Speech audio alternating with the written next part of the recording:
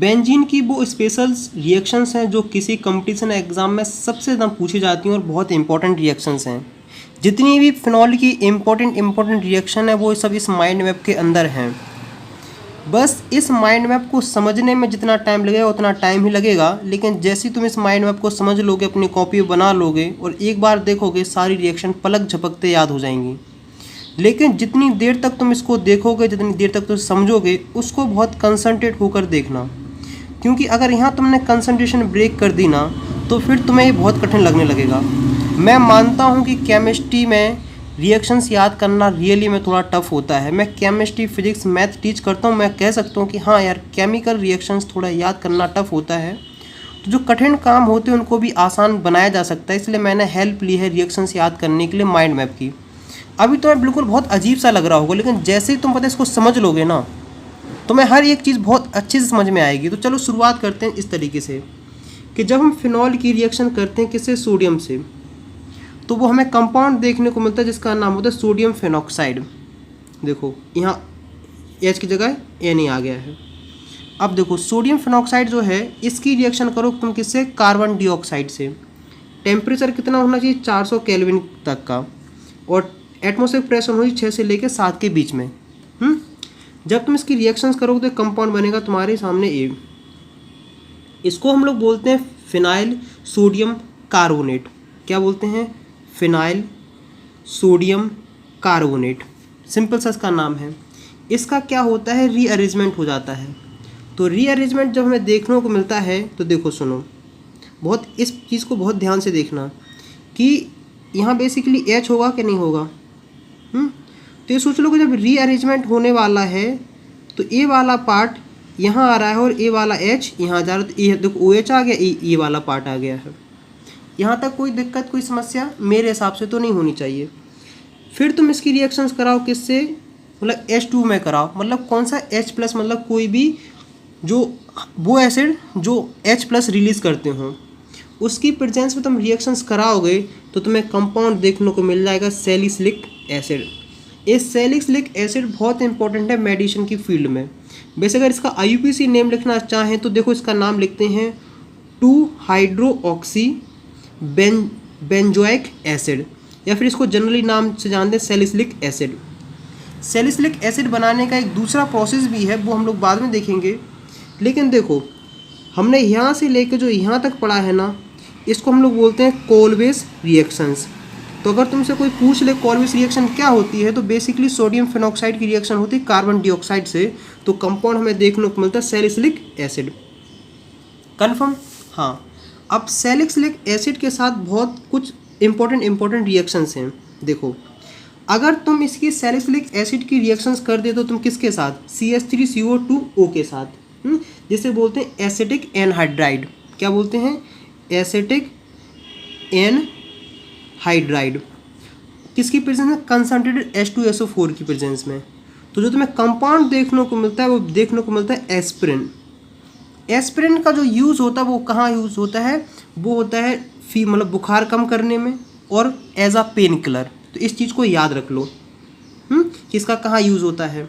हाँ, अब इसी सैलिसिलिक एसिड की अगर तुम रिएक्शन करा दो किसके साथ, फिनॉल के साथ, किसकी प्रेजेंस में, POCl3 की प्रेजेंस में, तो तुम्हें देखने को मिलता है सेलोल। देखो इसका अगर नाम लिखने को जाए तो इसका नाम होता है फिनाइल सैलिसिलेट। क्या होता है, फिनाइल सैलिसिलेट। इसका जो यूज़ होता है वो होता है सन स्क्रीन बनाने में एंड एंटीसेप्टिक की तरह भी ये वर्क करता है। तो क्या हुआ ना, मतलब पहले हमने एक रिएक्शन पढ़ी, फिर हमने दूसरा पढ़ लिया है। अब देखो, अब जो तुम्हारे पास है इसका तीसरा रिएक्शन, कि अगर तुम सैलिसिलिक एसिड की रिएक्शन करा देते हो अल्कोहल के साथ, मतलब मिथाइल के साथ हमने करा दी है, मिथाइल अल्कोहल के साथ, और क्या करना, रिफ्लक्स, और किसकी प्रेजेंस में, HCl की प्रेजेंस में। तो जो हमें कंपाउंड देखने को मिलता है इस तरीके से मिलता है मिथाइल सैलिसिलेट। अब मिथाइल सैलिसिलेट का जो यूज़ होता है वो होता है, देखो, टेम्परेरी रिलीज या फिर माइनर बॉडी एच या मसल्स या जॉइंट पेन के लिए। तो बेसिकली मतलब जो दर्द होते हैं उनमें इसका यूज़ किया जाता है। तो अगर मैं देखना चाहूँ कि सैलिसिलिक के लिए, दोस्तों में एक अलग सी फील्ड बन गई है कि हमने उसकी बेसिकली यहाँ से रिएक्शन पढ़नी स्टार्ट करी हैं। तो इस वाले जो पार्ट है ना, इस पार्ट को तुम क्या करो, कवर कर लो, क्योंकि जो एक पूरा पार्ट है ना, ये सेलिक्स लिखा है, मतलब माइंड मैप के अंदर भी माइंड मैप आ गया है, इस तरीके से आ गया है। तो हमने क्या कर लिया, इसको हमने कर लिया है कवर। अब देखो जो दूसरी रिएक्शंस हम पढ़ने वाले हैं, तो हम इसकी रिएक्शंस करने वाले हैं। देखो फिनॉल की जब तुम इस कंपाउंड से क्या कर दोगे, रिएक्शंस कर दोगे। देखो अब किसी के दिमाग में आ रहा होगा उसका नाम क्या होता है, तो ये बेसिकली डाई अजोनियम सॉल्ट है, इसका नाम होता है बेंजीन डाई अजोनियम क्लोराइड। इसकी रिएक्शन करा दो जो फिनॉल से, कौन सा मीडियम होना चाहिए, अल्कलाइन मीडियम होना चाहिए। तो ये तुम्हें कंपाउंड देखने को मिलता है। कौन सा कंपाउंड मिलता है, ए वाला कंपाउंड देखने को मिलता है। और इसका जो कलर होता है वो होता है ऑरेंज, इसीलिए से बोलते हैं एजो डाई। डाई मतलब क्या होता है, कलर होता है, इसका कलर क्या होता है, ऑरेंज डाई होता है। और इसी रिएक्शंस को बेसिकली हम कहते हैं कपलिंग रिएक्शंस। अगर तुमसे कोई पूछ ले कि कपलिंग रिएक्शन में क्या कंपाउंड बनता है, तो बोल रहे हैं कलरफुल कंपाउंड बनते हैं, जिसे बेसिकली अजोडाई बोलते हैं। तो हमने एक पढ़ ली, हमने दूसरी कहानी पढ़ ली है। देखो अब हम बात करते हैं तीसरी रिएक्शंस के ऊपर। देखो इसको मान लेना पहला है, इसको मान लेना दूसरा है, और ये बात कर रहे हैं हम तीसरी रिएक्शंस की। तो तीसरी रिएक्शन से बेसिकली हम लोग क्या करते हैं, फिनॉल की रिएक्शन कराते हैं इस कंपाउंड के साथ। मतलब ये बेंजीन रहेंगे, यहाँ CO लगा, ये लगा है। देखो इसको बेसिकली क्या बोलते हैं, इसका नाम है पिथेलिक एनहाइड्राइड। तो जब भी पिथेलिक एनहाइड्राइड की तुम रिएक्शंस कराते हो किसके साथ, फिनॉल के साथ, किसकी प्रेजेंस में, कंसंट्रेटेड H2SO4 की प्रेजेंस में, तो हमें कंपाउंड देखने को मिलता है ए वाला। इस कंपाउंड का नाम होता है फिनॉल पिथिलीन। क्या होता है, फिनॉल पिथिलीन। तो मुझे उम्मीद है कि तुम्हें आखिरकार ये तीसरी रिएक्शंस भी काफ़ी अच्छे तरीके से समझ में आ गई होगी। अब देखो एक जो रिएक्शंस है वो भी बहुत इंपॉर्टेंट है कि जब तुम इसका क्या करा दो, फिनॉल का क्या करा दो, हाइड्रोजनेशन। हाइड्रोजनेशन मतलब कुछ नहीं होता है कि बेसिकली उसमें हाइड्रोजन का एडिशन। देखो यहाँ डबल बॉन्ड थे तो यहाँ HH आ गए हैं, किसकी प्रेजेंस में करा, निकल की प्रेजेंस में। 430 केल्विन टेम्परेचर होना चाहिए, तो तुम्हारे पास एक कंपाउंड देखने को मिलता है। इसका जो नाम होता है साइक्लो, क्योंकि साइकिल में पूरा हेक्सेनॉल, इसका नाम होता है साइक्लोहेक्सेनॉल। तो ये बात होगी किसकी, चौथी रिएक्शंस के ऊपर। अब हम बात करते हैं एक पांचवी रिएक्शंस के साथ। देखो फिनॉल की रिएक्शन तुम्हें करानी है किसके साथ, K2H2O8। कौन सा सॉल्यूशन होना चाहिए, एल्कलाइन सॉल्यूशन होना चाहिए।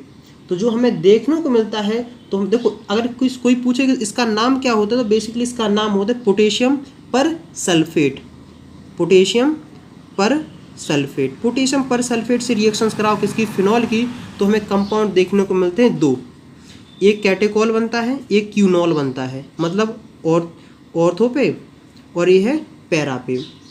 तो हाँ अब इसको बेसिकली मिक्सचर बनता है। हाँ, और इस रिएक्शन को कहते हैं, इस रिएक्शन का जो नाम होता है एल्प्स पर सल्फेट ऑक्सीडेशन। तो यहाँ तक बात क्लियर हो गई है कि नहीं हो गई है। तो बेसिकली हम तीसरी और ये जो पांचवी रिएक्शंस के ऊपर हम लोग क्या कर चुके हैं, बात कर चुके हैं। अब हम बात करने वाले हैं जिसको बोलते हैं लिबरमैन्स टेस्ट। ये इम्पोर्टेंट काफ़ी टेस्ट है, इसको बहुत अच्छे से याद रखना। तो देखो हम क्या करने वाले हैं, लिबरमैन टेस्ट करने वाले हैं। तो देखो इसमें तुम्हें कौन कौन सी बातें याद रखनी, उस चीज़ को बहुत ढंग से लिखते जाना। देखो बेसिकली हम लोग फिनॉल की रिएक्शंस कराते हैं इस कंपाउंड से। इस कंपाउंड को अगर तुम नाम लिखने को जाओगे, उसका नाम होता है पी नाइट्रोसोफिनॉल। देखो नाइट्रोसोफिनॉल, तो इसका नाम है पी नाइट्रोसोफिनॉल। तो ये बेसिकली क्या होता है, मतलब रिवर्सिबल होता है। तो एक कंपाउंड बनता है, इसका नाम होता है क्यूनॉन। हाँ, अब क्यूनॉन की रिएक्शन हम फिर करते हैं किसके साथ, फिनॉल के साथ। जब क्यूनॉन की रिएक्शन फिनॉल के साथ करेंगे और किसकी प्रेजेंस में, H2SO4 की प्रेजेंस में, जो डिजोल्व है H2O में, तो हमें एक कंपाउंड देखने को मिलता है ए वाला। और इस कंपाउंड का नाम होता है इंडोफिनॉल, जिसका कलर होता है रेड। अगर तुम इंडोफिनॉल की रिएक्शन करा दो NaOH से, मतलब बेसिकली बेस है, तो एक कंपाउंड हमें देखने को मिलता है, इसका नाम है सोडियम सॉल्ट ऑफ इंडोफिनॉल। ये इसका कलर हो जाता है ब्लू। लेकिन जो हमने रिएक्शंस पढ़ी है ये वाली, जो अभी हम बना रहे हैं, लिबरमैन टेस्ट है, ये बेसिकली एल्कोहल और फिनॉल में डिफरेंस बताने में यूज़ होती है। तो अगर कहीं MCQ में क्वेश्चन आ जाए कि ऐसा कौन सा टेस्ट है जो अल्कोहल और फिनॉल में डिफरेंस करता है, तो वो है कौन सा, लिबरमैन टेस्ट। समझ में आई कि नहीं आई है कि कौन सा टेस्ट, वो है लिबरमैन टेस्ट। अब देखो हमने इस रिएक्शंस के ऊपर ही बात कर ली है। अब एक रिएक्शंस अपने पास और आती है, हम रीमन टीमन रिएक्शंस के ऊपर बाद में आते हैं, लेकिन पहले उससे पहले एक रिएक्शन और पढ़ लेते हैं कि जब तुम क्या करोगे, रिएक्शंस करोगे फिनॉल की किसके साथ, FeCl3 के साथ। क्या करोगे, FeCl3 के साथ जब रिएक्शंस करोगे तो कंपाउंड तुम्हें देखने को मिलेगा वायलेट कॉम्प्लेक्स। तो अगर तुम इसका स्ट्रक्चर बनाने को जाओगे तो बेसिकली इस तरीके से बनेगा, जैसे देखो जैसे FeCl3 लिखते हो ना, Cl3 की जगह तुम्हें पता है कौन लगा देना है, इस तरीके से लगा देना है O। Cl3 की जगह क्या लगाना, A लगा दें, तो कंपाउंड तुम्हारे पास बन जाता है, A होता है। बेसिकली ये भी एक प्रकार का क्या है, टेस्ट है। और टेस्ट कैसा है, फिनॉल के लिए टेस्ट है। ये वहाँ रिएक्शन, वहाँ तुम्हें कलर कंपाउंड देखने को मिलते हैं जहाँ एनोलिक ग्रुप हो। एनोलिक ग्रुप का मतलब होता है कि कार्बन OH और उसी से डबल बॉन्ड होना चाहिए, तो ये टेस्ट वहाँ देखने को मिलता है। तो यहाँ तक कोई दिक्कत, कोई समस्या। अब जो सबसे इम्पोर्टेंट पॉइंट है उसके ऊपर बात करने वाले हैं, जिसका नाम है रीमन टीमन रिएक्शंस। देखो इसको बिल्कुल ही मिस मत करना, क्योंकि बात ऐसी होती है ना कि कभी कभार CHCl3 से इसकी रिएक्शंस करा देते हैं और कभी CCl4 से करा देते हैं। अगर CHCl3 से करा रहे हैं तो बेसिकली क्या है, इसका नाम है क्लोरोफॉर्म। क्लोरोफॉर्म पहले यूज़ किया जाता था बेहोश करने के लिए, लेकिन उसका साइड इफ़ेक्ट देखेंगे तो उसे हटा दिया गया। लेकिन कई लैबों में पहले किया जाता कि जो मेंढक होते थे उन्हें बेहोश करने में यूज़ करते थे, जितना मैंने सुना है। और कई जगह तुमने इसको देखा होगा, ये CCl4 होता है, इसका नाम होता है कार्बन टेट्रा क्लोराइड। देखो दोनों देखते हैं, अगर तुम फिनॉल की रिएक्शंस कराते हो CHCl3 मतलब क्लोरोफॉर्म से, तो कंपाउंड तुम्हें देखने को मिलता है कुछ इस तरीके से। देखो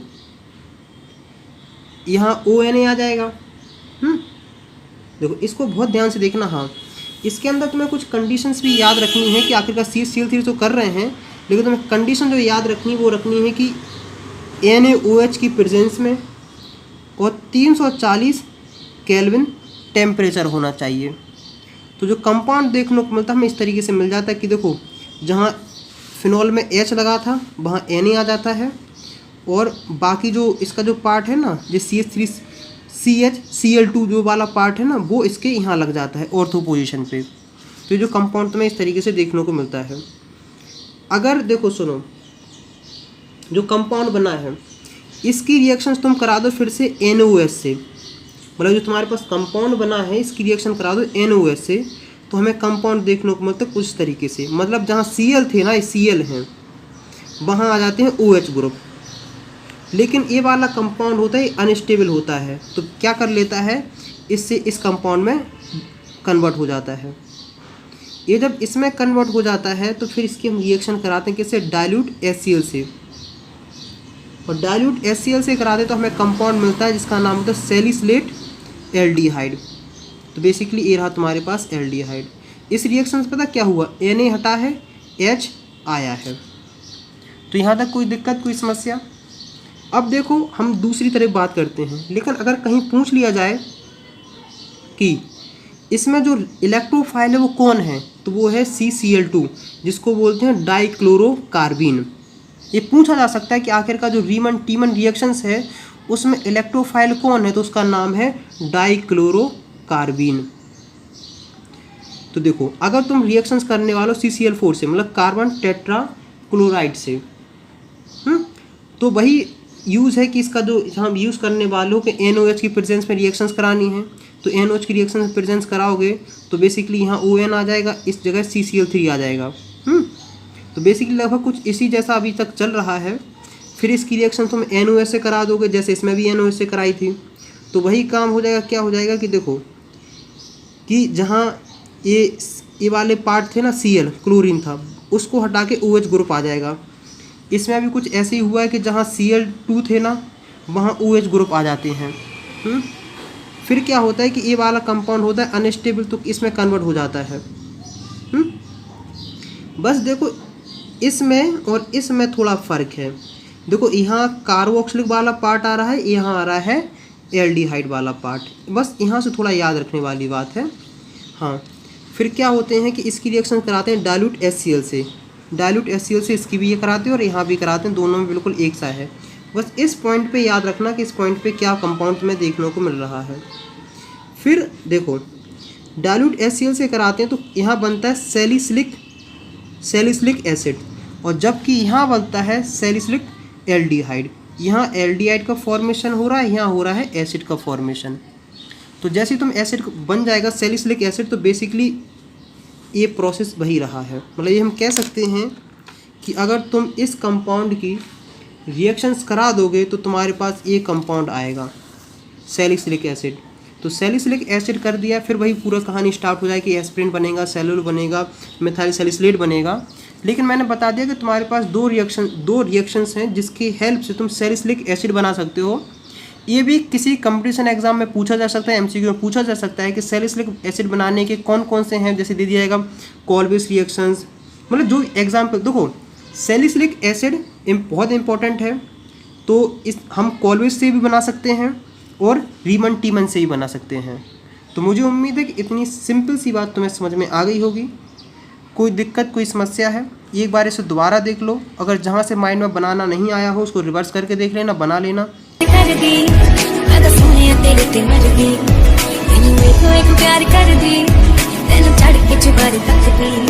मेरी अखां विच ख्वाब जगा के